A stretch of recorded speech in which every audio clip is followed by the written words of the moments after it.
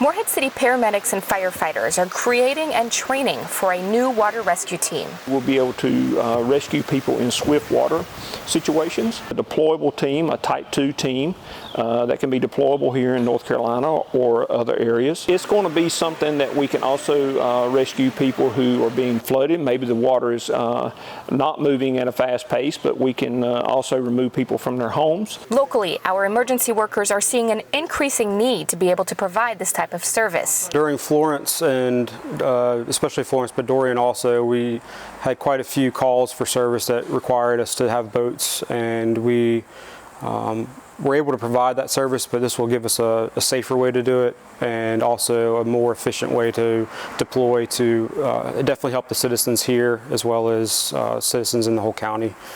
Being that Morehead is pretty much surrounded by water, it's almost a necessity to have some boats to be able to help others. Morehead City Fire and EMS has teamed up with Newport Fire Department, Morehead City Police Department, and other partners to ensure a successful program. Both of our communities benefited largely during Florence with outside water rescue services and all that we had to bring in, being we didn't have a lot of those capabilities ourselves.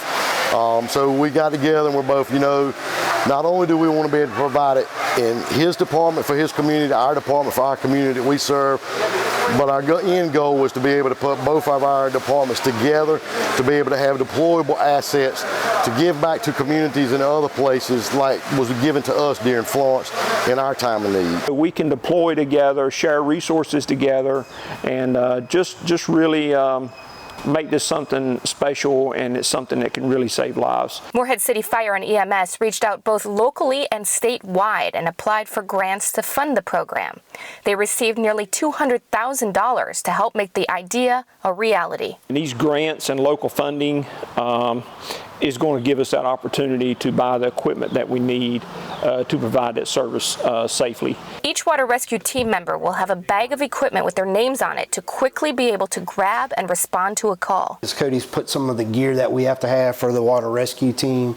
This entails about $1,600 to $1,800 worth of gear just for the personal aspect of it. You got a dry suit, a personal flotation device, some knives and whistles. We've got mask, helmet, snorkel. We got throw ropes and some fins. The water rescue team will outfit boats with unique motors to safely handle flooding, surf, swift water, and still water situations. These motors are specialty motors just for swift water rescue teams. The prop is inside of here, and it is covered by the shroud so that it's not exposed while it's spinning.